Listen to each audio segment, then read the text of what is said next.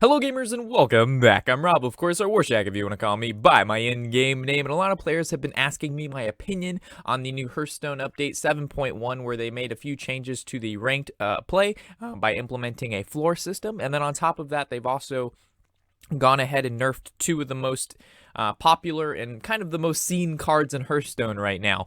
And with everybody asking me, what my opinion is, I figured I'd just make a video on it so I can stop answering the question one at a time and hit it as a whole. And also I can kind of go off on not little tangents, but at least express more information. And I also did a little bit of research in regards to like implementing other things they could have done instead of the floor, but we'll get into that later. So first things first, the card changes. I know that's kind of the hot spot of all of the topics, and let's take a look at what they did here. I have the little picture here. So they decided to change Small Time Buccaneer, which was a very early game card in most rogues, warriors, and shaman decks, and it allowed them to not only bring out a 1-mana 1/2, but it also pulled patches from the deck if you didn't draw them, which is also a 1-mana 1/1 with charge. But what made this card really good is the fact that its ability says it has +2 attack while you have a weapon in play. So as we know, shamans, warriors, and rogues all have the ability to equip early game weapons, which allows this card to basically be a 1-mana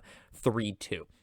Which is very, very problematic because most cards in the game, the stat line on that, plus the ability to pull out a card from your deck that has charge already, and the synergies, it's just too much for a lot of decks to handle. Plus, of course, you can run two of these guys. It's not considered legendary, so very powerful early game with the Small Time Buccaneers. So the nerf they made was making it a 1/1.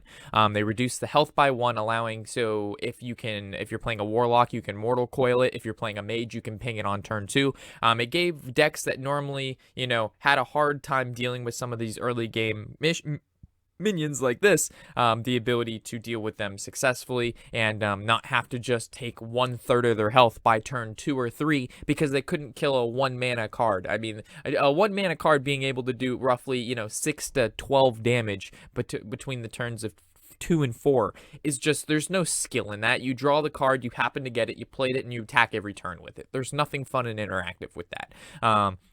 So this kind of gives decks that normally didn't have a way to get rid of it kind of a better chance to withstand the pirate assault.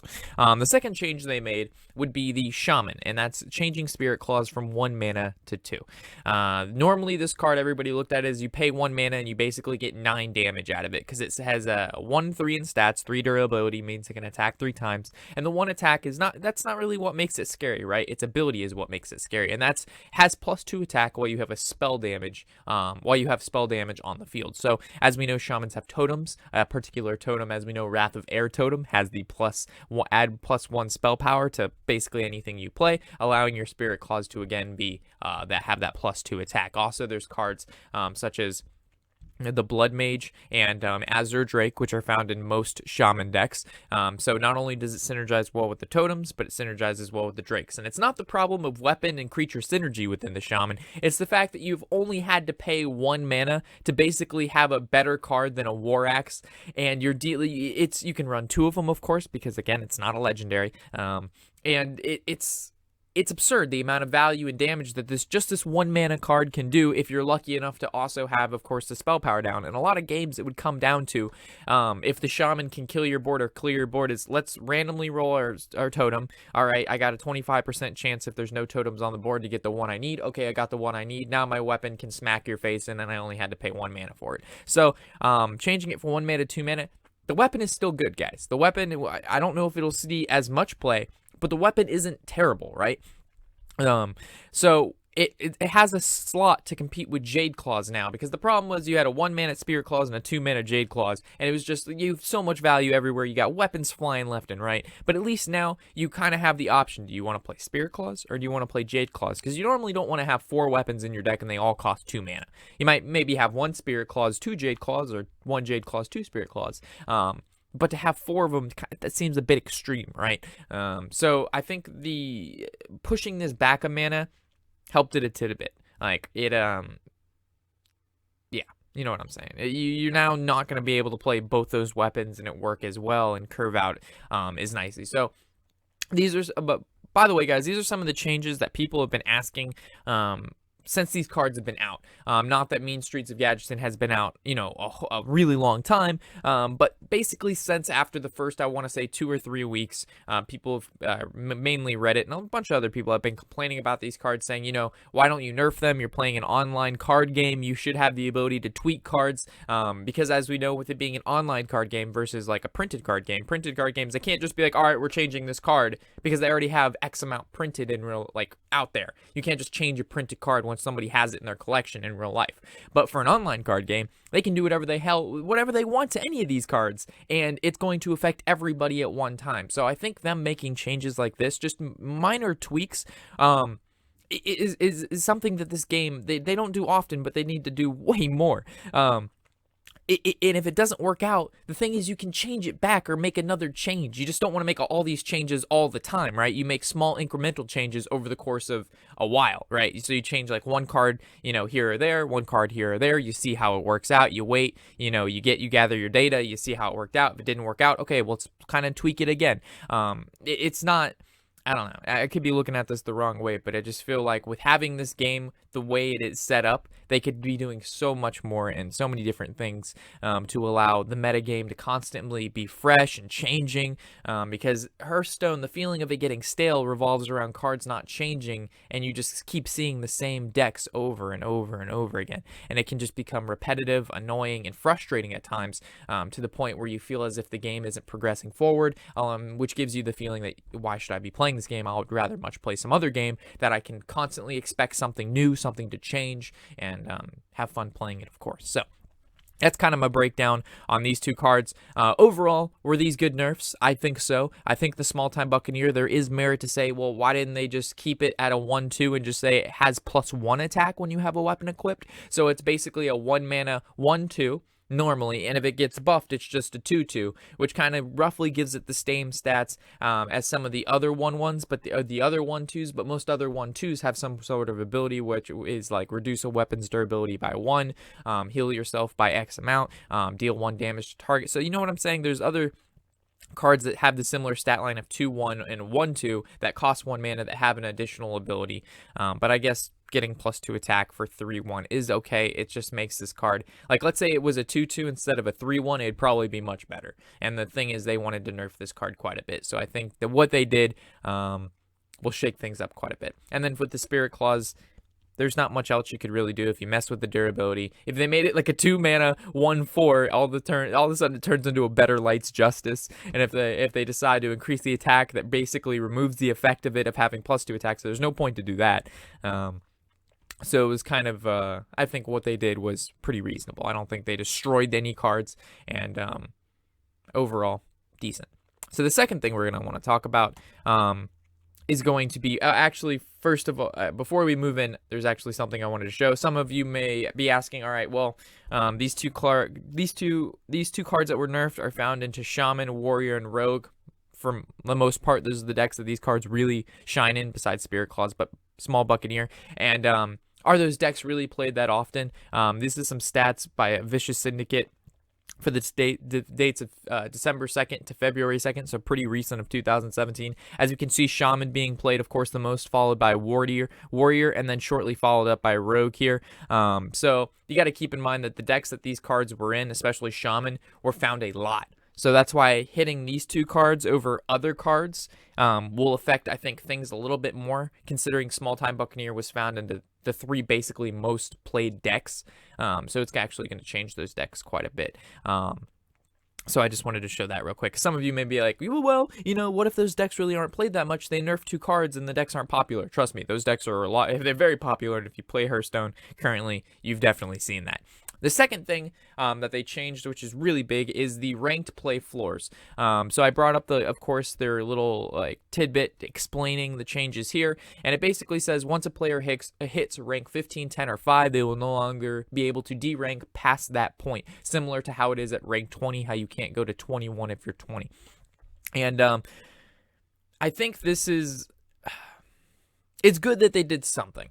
I'll give them that, right? They've recognized that there is an issue with ladder, which is ranked play. They need to change something because players feel like it's a grind, and it's like if you try to bring fun decks that you've never played before on ladder, you will get absolutely decimated by the players bringing some of the better decks, or just decks that have proven to be really good, and you get just punished and completely annihilated for trying to bring something new, fun, and interesting that you brewed up yourself, right? And implementing these floors at 15, 10, and 5 allow you to, all right, I hit rank 10, I can have a little bit of fun, test some of these decks at rank 10. If they win, good. If they lose, I don't really lose anything. I've already hit rank 10. I'm not de-ranking myself.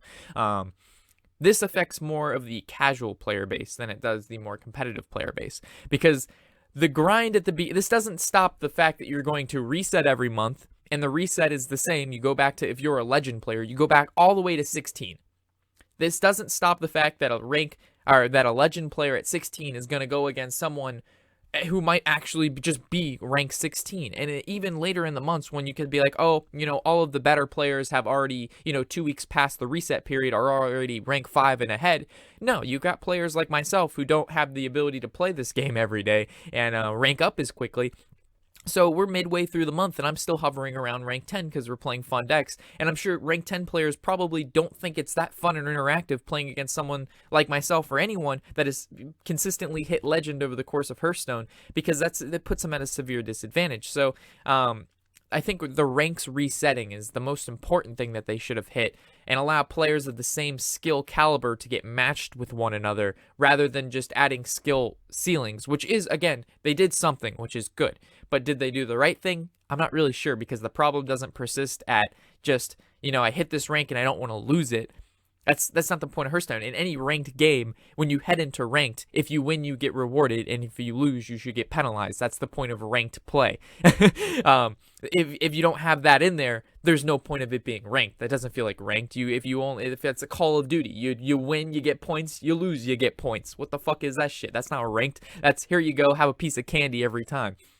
So with that, I think, again, this kind of targets and helps out the more casual players, rather than the players like myself who want the seasons to either be, the season would reset every 3 months, keep everything exactly the same, maybe add skill ceilings at like 15 and 5, keep out 10, I don't even know. But I think the whole fact that it's once every month, which is too much, it should be once every, like I said, 3 months, or at the beginning of every season, if you've hit legend, have it go back to the previous skill ceiling that you were at. So if they're going to implement this ceiling, right? So like, for example, we hit rank 5, okay? We keep pushing. We hit legend. Beginning of the month of the following month's hits, everybody gets reset. Instead of going back to 16, we're going to go back to 5. That means every player who was ranked 10 is going to go back to 15, and everybody who's 15 is going to go back to 20. You're going to go back to the previous ceiling of which you just currently hit. So, this makes so the legend players aren't facing the level 16 or 20 players at the beginning of the month. So it's just, and then if you're ranked 10, you go back to 15, which means you're playing somebody who was probably ranked 10 the season before. I don't know, that seems to make a lot more sense to me than having everybody, again, reset in this pool of rank 16 and then having to grind your way all the way up at the beginning every month. So extend the period of the cycles of the rotations of when the ranks get reset, or just, if you're going to implement ceilings, just have you reset to the previous ceiling. And if you don't play that month, you reset again to the previous ceiling before that. So let's say I hit legend, I go back to 5, and I don't play it all that month. Let's say I play a little and hit rank 4 or 3.